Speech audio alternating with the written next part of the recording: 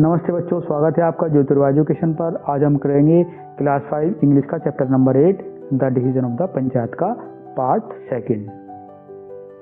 Part first में बच्चों हमने किया था वर्ड मीनिंग और चैप्टर को हमने अच्छे से समझा था लाइन बाय लाइन।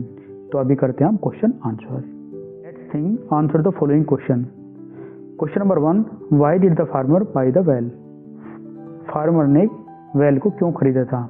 तो बच्चों इसका आंसर होगा फार्मर को पानी की जरूरत थी अपने खेतों में देने के लिए, तो उसने इसलिए वेल खरीदा था। तो इसका आंसर आप लिखोगे he needed water for his fields. उसे अपने खेतों में पानी की जरूरत थी इसलिए उसने वेल को खरीदा था।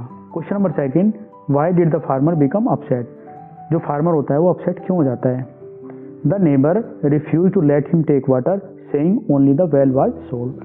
तो बच्चों जो फार्मर किसान होता है वो इसलिए अपसेट हो जाता है क्योंकि जो उसने अपने नेबर से वेल खरीदा था, जब उससे वो पानी निकालने के लिए जाता है तो वो उसको पानी लेने से मना कर देता है। वो उसको कहता है कि मैंने केवल वेल को ही बेचा है, पानी को नहीं बेचा है। तो इसका आंसर लिखोगे the neighbour refuse to let him take water. Neighbour जो होता है उसको मना कर देता है पानी लेने से, saying only the well was sold. वो कहता है केवल मैंने वेल को ही सोल्ड किया है, पानी को सोल्ड नहीं किया है, तो इसलिए वो अपसेट हो जाता है। तो इसका आंसर ये लिखोगे आप। Question number 3, how did the panchayat solve the problem? Panchayat ने प्रॉब्लम को कैसे सोल्व किया? पंचायत जो है वो नेबर से बोलती है अगर ये पानी आपका है तो आपको एकदम से इसको रिमूव करना होगा, इससे कुएं से निकालना होगा, अदरवाइज जो है ये किसान का हो जाएगा, जो उसका मालिक है उसका हो जाएगा। तो आंसर लिखोगे they said if the neighbour own the water he must remove it, otherwise it belongs to the well owner. तो इस तरीके से आप इसका आंसर लिखोगे। Question number 4, what was the final judgement? Final judgement क्या हुआ? फाइनल जजमेंट क्या था? आंसर लिखोगे आप the water belongs to the farmer since the well is his, the neighbour had to apologise and pay a fine. Final judgement ये होता है कि जो पानी था वो मालिक का था, मीन्स किसान का था, क्योंकि उसने कुआं खरीदा था। एंड जो नेबर होता है उसको उससे माफ़ी मांगनी पड़ती है, उसको फाइन भी देना पड़ता है। Question number 2, think and discuss. बच्चों सोचना है और बताना है आपको, ये डिस्कस करना है। Do you think the decision of the panchayat was correct? क्या आपको लगता है कि जो पंचायत का डिसीजन था वो करेक्ट था? तो इसका आप आंसर लिखोगे yes the panchayat decision was correct because it was fair and logical. वो साफ सुथरा था, अच्छा था, है ना, और लॉजिकल था। उसके पीछे एक लॉजिकल था कि वो जब उसने खरीदा है तो पानी भी उसी का होगा। तो ये आपका आंसर हो जाएगा। Question number 2, you have an extra painting box which you wish to share with your friends in the class to complete an activity. Two of your best friends, Radha and Sita, fight for the box. How would you deal with the situation so that you are fair to both of them? इसमें क्या है बच्चे, आपके पास में एक painting box है जो कि एक्स्ट्रा है। आप जो है उसको अपने फ्रेंड्स के साथ में शेयर करना चाहते हो जो उनको क्लास में कोई एक्टिविटी कंप्लीट करनी है। तो आपके दो दोस्त होती हैं, राधा और सीता। तो आप उनमें से किसको शेयर करोगे, है ना, किस तरीके से शेयर करोगे? How would you deal with the situation so that you are fair both of them. तो आपको उन दोनों को शेयर करनी है और जो है निर्णय आपका जो है वो फेयर होना चाहिए। तो आप किस तरीके से सिचुएशन को हैंडल करोगे आपको ये बताना है। तो आप उसमें लिखोगे if Radha and Sita fight I would share the box equally और लेट देम टेक टर्न्स। अगर सीता और राधा आपस में फाइट करती हैं तो मैं उनसे बोलूँगा कि आप जो है बॉक्स को इक्वली शेयर कर लो, एक बार आप यूज़ कर लो, एक बार आप यूज़ कर लो। इस तरीके से उसका फेयर डिसीजन हो जाएगा। नेक्स्ट क्वेश्चन है बच्चों, हु सेड टू हुम? किसने किसको क्या कहा? तो इसका आंसर हो जाएगा question number A, I sold only the well not the water. तो ये किसने कहा था? मैंने केवल वेल को बेचा है, वाटर को नहीं बेचा है। तो ये जो नेबर होता है, नेबर जो है फार्मर को बोलता है। तो लिखोगे आप नेबर टू फार्मर, नेबर ने फार्मर को ये बोला था। Second one is B, remove the water और use it all up immediately. ये तो आप वाटर को निकालो और उसको एकदम से यूज़ करो। तो ये किसने कहा था? ये जो है विलेज चीफ, जो गांव का प्रधान या मुखिया होता है, वो किसको बोलता है? उस नेबर को बोलता है अगर आपका ये वाटर है, रिमूव इसको, एकदम से रिमूव करो या फिर आप इसको यूज़ करो, जब वो अपना डिसीजन देती है। He is not letting me take the water. ये किसने कहा था कि वो मुझको वाटर यूज़ नहीं करने दे रहा है? तो ये कहा था जो फार्मर होता है, किसान होता है, उसने विलेज चीफ को जाकर ये बात बताई थी कि मैंने कुआं खरीदा है लेकिन कुएं का पानी मुझे जो है वो नेबर यूज़ नहीं करने दे रहा है। तो आप लिखोगे farmer to village chief. Let's learn. बच्चे इसमें क्या करना है, match the word with the meanings. आपको जो वर्ड्स दिए गए हैं वो इनके मीनिंग से मैच करनी है। तो ये मैंने पहले ही किए हुए हैं, आपको मैं समझा देता हूँ। प्रोस्पर्ड का मीन होता है संपन्न होना, है ना, समृद्ध होना। तो ये किससे मैच हो जाएगा? एफ से। एफ कौन से वाला है? ये टू ग्रो वेल्दी, ठीक है। तो प्रोस्पर्ड इस तरीके से यहाँ पे मैच हो जाएगा, to grow wealthy. Next one is cunning. Cunning means होता है चालाक, तो इसका हो जाएगा ए से मैच हो जाएगा, ए वाला ये। Clever in A tricky way. Next one is worried means क्या होता है? चिंतित, तो कौन सा हो जाएगा? इसका हो जाएगा ई वाला।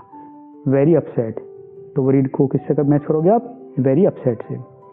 Next one is summon. Summon मतलब किसी को बुलाना, बुलावा देना, ठीक है। तो इसका हो जाएगा सी वाला। To order someone come to a particular palace, है ना, किसी एक पर्टिकुलर पैलेस पे उनको एक जगह पे आना होता है, तो वो समन होता है। एडमेंट। एडमेंट मीन होता है जिद्दी, किसी चीज़ पे अड़े रहना, तो इसका हो जाएगा B. Refusing to change one's mind. And last one is D means हो जाएगा जजमेंट। जजमेंट का हो जाएगा डी वाला। डी में क्या है? A decision made by A group. जैसे पंचायत ने एक डिसीजन दिया था तो वो जजमेंट हुआ उनका, तो इस तरीके से जो एक ग्रुप जो है डिसीजन देता है उसको हम बोलते हैं जजमेंट। तो आपका ये क्वेश्चन भी सोल्व हो जाएगा। बच्चों नेक्स्ट क्वेश्चन है fill in the blanks with the correct prepositions. यहाँ पर बच्चों कुछ प्रीपोजिशंस दी गई हैं, वो आपको फिल करनी है इस क्वेश्चन में। जैसे प्रीपोजिशंस हैं in, at, by, after, before, under, with, to और for. A preposition can be use more than once. एक प्रीपोजिशन को आप एक से ज़्यादा बार यूज कर सकते हो। तो हमें फिल इन द ब्लैंक्स करनी है। तो क्वेश्चन सबसे फर्स्ट वन है the farmer went the village chief to explain his problem. तो बच्चे यहाँ पर आएगा टू। किसके पास में जाता है फार्मर अपनी प्रॉब्लम को एक्सप्लेन करने के लिए? जो विलेज चीफ होता है उसके पास में जाता है ना। गांव की जो प्रधान और मुखिया होती है उनके पास में वो अपना प्रॉब्लम को लेकर जाता है। तो आप क्या लिखोगे? The farmer went to. Next one is the neighbour was standing by the well blocking the way. तो क्या आएगा यहाँ पे? बाई आएगा, है ना। ये प्रीपोजिशन हो जाएगी यहाँ पे by. Next one is the villagers tried to reason. किसके साथ में? With the cunning man. तो यहाँ पे विद आ जाएगा। Fourth one the decision was made after careful consideration of both side. दोनों साइड के कंसिडर करने के बाद में ही उन्होंने डिसीजन दिया, तो यहाँ पे आएगा after. And fifth there lived a farmer in the small village. तो यहाँ पे आएगा स्मॉल इन। तो आप ये एक बार नोट कर लीजिए। Next one is the panchayat members listen to both the sides. यहाँ पे आएगा before coming to the decision. Decision लेने से पहले उन्होंने दोनों साइड की, दोनों मेंबर्स की, दोनों साइड की बातें सुनी। Next one is the panchayat members listen to both the sides before coming to the decision. तो यहाँ पर आप फिल करोगे बच्चों before. Next one is the villagers gathered the panchayat. यहाँ पर आएगा अंडर द बनियान ट्री, है ना, बरगद के पेड़ के नीचे। Next one is the neighbour was punished. किसके लिए? फॉर इज डिसऑनेस्टी, है ना। तो यहाँ पर आ जाएगा for. Next one is the chief listen carefully. किसको? To both the farmer and the neighbour, दोनों को आ जाएगा। Then next the villagers agreed to meet at a later time to discuss the issue, है ना। तो यहाँ पर आ जाएगा एट। और लास्ट वन हो जाएगा the farmer decided two by A well after buying his third field, है ना। आपने तीसरा खेत खरीदने के बाद में उन्होंने डिसीजन लिया था वेल को खरीदने का, तो यहाँ पर आ जाएगा आफ्टर। तो नोट कर लीजिए बच्चों इसको आप। Rearrange the events in the correct order. तो बच्चों यहाँ पर जो है 5 इवेंट्स दिए गए हैं, आपको उनको करेक्ट ऑर्डर में लगाना है। तो आप जब आप पढ़ोगे इसको तो आपको समझ में आ जाएगा। तो करेक्ट ऑर्डर क्या होगा? सबसे पहला जो हो गया थर्ड वाला जो है फर्स्ट वन पे आएगा। Sam decided to go for a walk in the forest near his house. Sam जो है वो डिसाइड करता है कि वो एक जो है वॉक के लिए जाएगा फॉरेस्ट में जो उनके घर के नज़दीक ही है। तो सबसे पहला ये हो गया, वो सोचता है, वो है ना, डिसाइड करता है कि मैं जो है एक वॉक पे जाऊँगा। फिर सेकंड वन हो जाएगा Sam walk along the narrow path listening to the sound of birds chirping and the leaves rustling. तो क्या करता है? फिर वो एक नैरो छोटे पाथ पे वॉक के लिए चला जाता है जहाँ उसको चिड़ियों की चहचहाने की आवाज़ और पत्तों की आवाज़ सुनाई देती है। तो ये सेकंड वन हो जाएगा। उसके बाद में थर्ड वन जो होगा Sam sat by a small stream to rest and enjoy the peaceful sound of the water. तो वो क्या होता है? एक छोटी नदी के पास में सैम बैठ जाता है और जो उसकी वाटर की एक बहुत ही शांति वाली जो है आवाज़ होती है उसको सुनता है। तो थर्ड वन आपका ये हो जाएगा। फोर्थ वन आफ्टर रेस्टिंग, आराम करने के बाद में Sam continue his walk feeling refresh. उसके बाद में फिर से वो दोबारा अपनी जो वॉक होती है उसको स्टार्ट कर देता है रिफ्रेश होने के बाद में, जब उसको लगता है कि हाँ मैं अभी ओके हूँ। और लास्ट वन हो जाएगा Sam felt grateful for the time he spent in nature, और वो भगवान को फिर जो नेचर होती है, नेचर को जो है फिर वो ग्रेटफुल होता है, धन्य हो जाता है कि जो मैंने टाइम बिताया उसके लिए मैं बहुत ही आपका आभारी हूँ। तो ये लास्ट वन हो जाएगा। तो इस तरीके से आप ये सीक्वेंस आप यहाँ पे नोट करोगे। Let's speak, look at the picture below. तो बच्चों एक एक्टिविटी दी गई है, आपको पिक्चर को देखने के बाद में ये बताना है कि इसमें क्या हुआ होगा। जैसे यहाँ पर जो है ना, दो नेबर हैं, ये इस तरीके से, ये बच्चा क्या है, ये खेल रहा है अपना, है ना, और ये जो है एक ही फैमिली है ना, हस्बैंड और वाइफ है, यहाँ पे काम कर रहे हैं। फिर नेक्स्ट पिक्चर में क्या होता है कि जो ये नारियल का पेड़ होता है, ये थोड़ा झुका हुआ होता है इनके घर की तरफ, और जो है नारियल यहाँ पे गिर जाता है, तो आवाज़ आती है धड़ाम की, तो दोनों को इनको भी पता लगता है कि नारियल टूट के नीचे गिर जाता है, और जो बच्चा होता है एकदम शौक में आ जाता है ऊपर से जब इसके यहाँ पे गिरता है ना। फिर नेक्स्ट पिक्चर में हम देखते हैं क्या होता है, तो ये उसको उठा लेता है, नारियल को उठा लेता है, और ये जो होती है लेडी जिसको बोलते हैं कि नारियल हमें दे दो, ये हमारा नारियल है। तो फिर अगली पिक्चर में देखते हैं जो अंकल होते हैं वो यहाँ से निकल के अपने घर से इनके घर की तरफ आते हैं नारियल लेने के लिए, लेकिन बच्चा क्या है, बच्चा थोड़ा शरारती होता है, बच्चा उठा के अपने घर अंदर भाग जाता है उसको, और ये अंकल जो है उससे बोलते हैं कि भाई नारियल मुझे वापस दे दो, लेकिन ये वापस नहीं देता है। फिर उसके बाद में क्या होता है, देखो आपको यही बताना है कि उसके बाद में क्या होगा। वो do you think will happen next, ये उनके घर में जाते हैं लेकिन वो भाग जाते हैं, तो उसके बाद में क्या होगा ये बताना है आपको। सोच के आपको ग्रुप बनाने हैं, ग्रुप में से एक एक बच्चा आपको ये बताएगा कि इसमें से क्या लेना है। हो सकता है उसने उसके फादर को बुलाया हो, मदर को बुलाया हो, और उन्होंने वापस दे दिया हो, तो आप इस तरीके से बताओगे। ये एक्टिविटी है, ये आप खुद ही करोगे। Let's write, imagine you are a farmer, write a letter to your friend and about the incident and the decision of the panchayat. आप सोचिए कि आप एक किसान हो, फिर आपको एक लेटर लिखना है अपने दोस्त को, आपके साथ में जो इंसिडेंट हुआ है, जैसे आपने वेल को खरीदा है और फिर जो नेबर होता है उसने फिर आपको पानी लेने से मना करता है, तो वो इंसिडेंट आपको लिखना है, और फिर पंचायत का डिसीजन क्या होता है, वो सब चीज़ें लेटर में आपको अपने दोस्त को बताना है। तो आप लेटर इस तरीके से लिख सकते हो, my dear friend, something happen last week which I want to tell you. इस तरीके से लिखो, मेरे प्यारे मित्र, पिछले हफ्ते मेरे साथ में कुछ हुआ है ना, मैं आपको जो है वो बताना चाहता हूँ या चाहती हूँ। I bought a well from my neighbour, मैंने एक वेल खरीदा है अपने पड़ोसी से, but he refuse to give me water saying he sold only the well, लेकिन उसने मुझे उसमें से वाटर लेने के लिए मना कर दिया था, उसने कहा कि मैंने केवल आपको वेल ही बेचा है। I went to the panchayat, मैं पंचायत के पास में गया। द चीफ सेड, जो पंचायत का चीफ होता है, प्रधान होता है, if the water is his he must remove it. तो पंचायत का चीफ कहता है कि अगर नेबर का ही ये पानी है तो उसको वो अभी निकालना होगा, otherwise it belongs to me, नहीं तो वो फिर मेरा हो जाएगा। The neighbour had to apologise and pay a fine, जो नेबर था, जो पड़ोसी था, उसको मेरे से माफ़ी मांगनी पड़ी और मुझे फाइन भी देना पड़ा उसको। उसने मुझे फाइन दिया, पैसे दिए और मुझसे माफ़ी मांगी। I was very happy with the fair decision, और जो है मैं इस निर्णय से बहुत ही हैप्पी हुआ।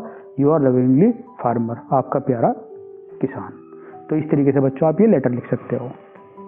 Read the following sentence, water is priceless, means water बहुत ही प्राइसलेस है, वाटर की कोई कीमत नहीं है, हम उसको खरीद नहीं सकते हैं। It means that water is valuable, water की बहुत ज़्यादा कीमत है। It is so valuable that you can not put A price on it. Okay, the less at the end of the word is suffix, जो price के बाद में लगा हुआ है वो सफिक्स है। तो बच्चों दो चीज़ें होती हैं, सफिक्स और प्रीफिक्स। इससे पहले चैप्टर में हमने प्रीफिक्स पढ़ा था, और यहाँ पे हम जो है वो सफिक्स पढ़ेंगे। सफिक्स क्या होता है, जो वर्ड के लास्ट में लगता है और वो वर्ड का फिर मीनिंग चेंज हो जाता है, न्यू वर्ड बन जाता है। ऐसे ही प्रीफिक्स होता है, वो वर्ड के स्टार्टिंग में लगता है। तो यहाँ पे क्या है, जैसे प्राइस के बाद में लगा है लेस, तो ये सफिक्स हुआ है, तो ये उसका मीनिंग चेंज कर देता है। जैसे यूज प्लस लेस, तो लेस क्या सफिक्स है, तो इसका ये हो जाएगा और न्यू वर्ड हो जाएगा useless. This broken glass is useless. ये आप एक सेंटेंस बनाओगे, क्योंकि आपको अपनी नोटबुक में इस नए वर्ड का एक सेंटेंस भी लिखना है। जैसे केयर, केयर के बाद में अगर लेस करोगे तो आप हो जाएगा careless. He is careless with his books. Hope plus less, hopeless, the hopeless man set quietly. Fearless, the soldier is fearless. And colourless, the water is colourless. तो आपको इस तरीके से सेंटेंस बनाने हैं। देखो जब सफिक्स लग जाता है तो जो वर्ड होता है उसका जो है ना मीनिंग चेंज हो जाता है। तो ये एक्टिविटी आपको इस तरीके से करनी है। Let's listen to your teacher, read out this passage and answer the questions by choosing the correct options. Shri Ramakrishnan Paramahansa, a long time ago in a small village of West Bengal, बहुत समय पहले पश्चिम बंगाल के एक छोटे गांव में there lived a kind and wise man named Shri Ramakrishna Paramhansa. एक दयालु और बुद्धिमान आदमी रहते थे जिनका नाम था श्री रामकृष्ण परमहंस। तो बच्चों, बहुत समय पहले एक पश्चिम बंगाल के एक छोटे से गांव में रामकृष्ण परमहंस नाम के दयालु और बुद्धिमान आदमी रहते थे। He love to talk to the people, वे लोगों से बातचीत करना बहुत ही पसंद करते थे। About God and told them all religions are like river, किसके बारे में? वो भगवान के बारे में बातचीत करना बहुत ज़्यादा पसंद करते थे लोगों से, और बताते थे कि सभी धर्म जो है वो रिवर की, नदी की तरह हैं। They may have take different path but they all lead to the same ocean. वो कहते हैं कि जैसे नदियों का अलग अलग पाथ होता है लेकिन वो समुद्र की तरफ जाते हैं, ऐसे ही जितने भी धर्म होते हैं वो सबका एक ही पाथ होता है ना। पाथ सबके अलग अलग हो सकते हैं लेकिन जाएंगे वो सब एक ही जगह। जैसे आप इस तरीके से देख सकते हो, ये नदियाँ हैं, नदियाँ का पाथ जो है वो डिफरेंट है, लेकिन यहाँ क्या है, ये ओशियन है, वो जाके सब जगह एक ही जगह मिलती हैं। तो इसी तरीके से जो भी धर्म होते हैं उनका पाथ अलग अलग हो सकता है, पूजा करने का उनका तरीका सबका अलग अलग हो सकता है, वो भगवान को मानने के अलग अलग भगवान को मानते हैं, लेकिन वो लास्ट में सबका एक ही, गॉड सबका एक ही होता है। तो इस तरीके से सभी लोगों को पढ़ाते थे। But they all lead to the same ocean, है ना, ये बात उन्होंने यहाँ पे कही है। He lived a simple life, वो एक बहुत ही सिंपल लाइफ जीते थे। Wearing plain cloth and eating very little, बहुत ही कम खाते थे और बहुत ही सिंपल क्लोथ पहनते थे। But his smile and loving words made everyone feel special, लेकिन उनकी बहुत ही अच्छी स्माइल और उनके प्यारे प्यारे जो शब्द होते थे बोलने का, जो उनका तरीका था, वो सभी लोगों को स्पेशल फील कराता था। वन डे, एक दिन, एक क्यूरियस बच्चा होता है, जिज्ञासु, जिसको सभी चीज़ों को जानने की इच्छा होती है। Young boy named Naren came to meet him, एक दिन एक बहुत ही जिज्ञासु छोटा बच्चा नरेन नाम का उनके पास में उनसे मिलने के लिए आता है। Ramakrishna saw something special in Naren and become his teacher, Ramakrishna जो होते हैं वो देखते हैं कि इस बच्चे में कुछ स्पेशल है, तो वो उनके शिक्षक बन जाते हैं, टीचर बन जाते हैं। He taught Naren about courage, kindness and how to find peace within, वो नरेन को पढ़ाते हैं कि बहादुर, दयालुता और जो है शांति वो आपके अंदर ही है। वो इन सब चीज़ों के बारे में नरेन को टीचिंग देते हैं, उनको पढ़ाते हैं, शिक्षा देते हैं उनको। Naren later grew up to become the famous Swami Vivekananda, Naren बड़ा होने के बाद में फेमस स्वामी विवेकानंद जी बनते हैं। Spreading his teacher's wisdom to the world, और पूरे जो संसार को जो है वो उनके थॉट, उनके विचारों के बारे में बताते हैं, श्री रामाकृष्ण परमहंस के बारे में। इवन टुडे, आज भी Ramakrishna's teaching inspire many people everywhere, हर जगह जो है रामाकृष्ण जी की जो टीचिंग, उनके उपदेश हैं, जो उनकी शिक्षा है, वो सभी लोगों को इंस्पायर करती हैं, उनको प्रभावित करती हैं। तो बच्चों, अभी यहाँ पे कुछ क्वेश्चन आंसर है, उनके हमें आंसर देने हैं। Where was Shri Ramakrishna Paramhansa born, तो रामाकृष्ण परमहंस कहाँ पे बोर्न हुए थे? एक छोटे से गांव में पश्चिम बंगाल के, हमने अभी पढ़ा है, तो आप ये लिखोगे a small village in West Bengal, West Bengal के एक छोटे गांव में वो पैदा हुए थे। Who was the curious boy that become Shri Ramakrishnan student, वो क्यूरियस बॉय कौन था जो रामाकृष्ण का स्टूडेंट बना? तो क्या बोलोगे आप? नरेन, नरेन नाम का एक छोटा बच्चा आया था, तो बाद में क्या बने वो? स्वामी विवेकानंद। तो आप यहाँ पे टिक लगा दोगे। What kind of life did Ramakrishna live, तो रामाकृष्ण जी किस टाइप की लाइफ जीते थे? ए सिंपल एंड लविंग लाइफ, है ना, वो सिंपल पहनते थे, थोड़ा खाते थे, तो उनकी लाइफ कैसी थी? A simple and loving life थी।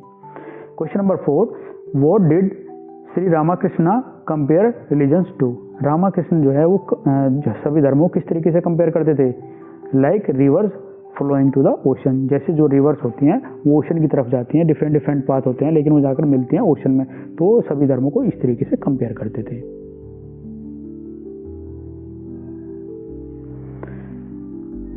Question number 5, what did Shri Ramakrishna teach Naren, Naren को रामाकृष्ण ने क्या टीच किया, क्या पढ़ाया, है ना?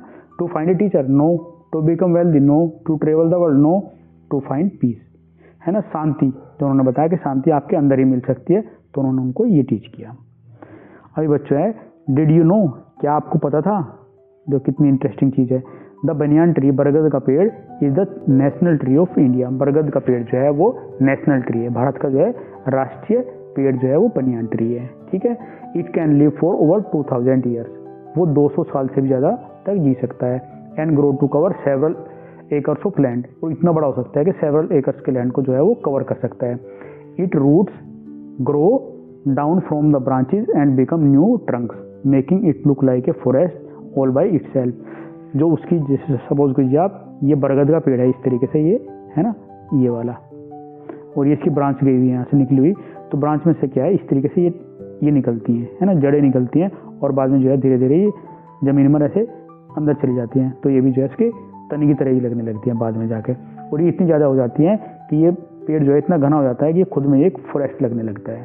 ठीक है बच्चों, ये इंटरेस्टिंग बातें थी बनियान ट्री के बारे में। Read the passage carefully and answer the following questions. तो बच्चों यहाँ पर एक पैसेज दिया गया है, इसको हमें केयरफुली पढ़ना है और फिर जो कुछ क्वेश्चंस होंगे उनके आंसर देने हैं। तो ये पैसेज किसके बारे में है? द नीम ट्री, जो नीम का ट्री होते हैं उसके बारे में क्वेश्चन पैसेज है। You must have seen A neem tree near your house और नियर द स्कूल और बिसाइड द रोड। ठीक है, आपने जो है नीम का ट्री जरूर देखा होगा, कहाँ पर? अपने घर में या आपके स्कूल के आसपास या फिर रोड की साइड में। ठीक है, almost every one can recognise a neem tree, है ना, हमें सभी जो है नीम के ट्री को पहचानते हैं सभी लोग। The Neem is a magic medicine tree because almost every part of the tree is use for medicine. जो नीम का ट्री होता है, नीम को जो है हम मैजिक मेडिसिन भी कहते हैं, मैजिक मेडिसिन ट्री। क्यों? क्योंकि जो है उसका हर पार्ट जो है वो मेडिसिन में काम आता है। Sometimes sick people are given neem juice to drink, है ना, बीमार लोगों को जो है नीम के जूस को उसके जूस को जो है पीने के लिए दिया जाता है। People use the twigs, twigs मतलब है छोटी डंडी, है ना, जिसको हम बोलते हैं दातुन, है ना। People use the twigs of the neem tree as a toothbrush to clean their teeth, है ना। तो उसकी जो छोटी डहनियाँ या फिर छोटी डंडी होती है उसको एज ए टूथब्रश मतलब दातुन की तरह यूज भी करते हैं दांत साफ करने के लिए। Burn some dry neem leaves inside the house and see the mosquitoes disappear. अगर बच्चों क्या करते हैं, अगर जो हम नीम की जो है सूखी पत्तियों को घर के अंदर जलाते हैं तो जो मच्छर होते हैं वो भी भाग जाते हैं। When you store winter clothing और blankets keep dry neem leaves between them. जब हम जो सर्दियों के हमारे कपड़े होते हैं, है ना, जो ब्लैंकेट्स होते हैं, अगर हम उनको जब रखते हैं तो उनके बीच में हम जो है ड्राई पत्तियाँ रख देते हैं, नीम की ड्राई पत्तियाँ।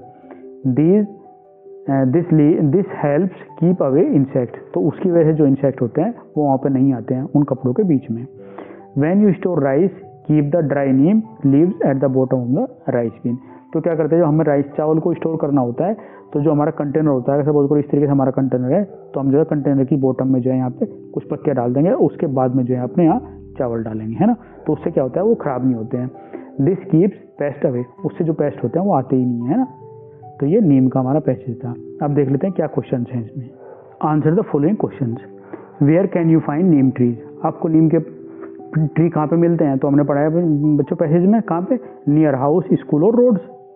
इस तरीके से आप इसका आंसर लिखोगे। Question number 2, why do you think Neem is called a magic tree. Magic tree, हम नीम को क्यों सोचते हैं कि नीम जो है मैजिक की ट्री है?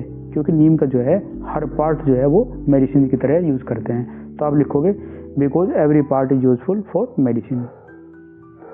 Question number 3, what happens when dry neem leaves are burned. ठीक है, तो इसमें क्या है क्वेश्चन कि अगर आप नीम की ड्राई लीव्स को बर्न करते हो तो क्या होता है? तो आंसर होगा आपका मॉस्किटोज डिसअपियर। जब हम नीम की ड्राई लीव को बर्न करते हैं तो जो मॉस्किटोज होते हैं वो भाग जाते हैं। Why do people put Neem leaves in clothes and rice container. बच्चों क्वेश्चन है कि जो पीपल हैं वो क्लोथ्स में और राइस के कंटेनर में नीम की पत्तियों को क्यों रखते हैं? तो आप इसका आंसर लिखोगे to keep away insects and pest. ये आंसर हो जाएगा आपका। Question number 5, how are neem twigs use. जो नीम की छोटी छोटी लकड़ी होती है उनको कैसे यूज करते हैं? तो हमें पता ना, दातुन के लिए यूज करते हैं। तो आप लिखोगे twigs are use as a tooth brushes. 6, find the meaning of the word disappear from the following options.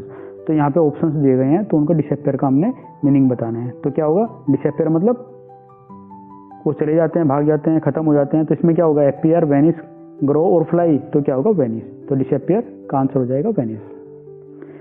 Find the word in the passage which means A short stick. तो शॉर्ट स्टिक क्या थी उसमें? Twig.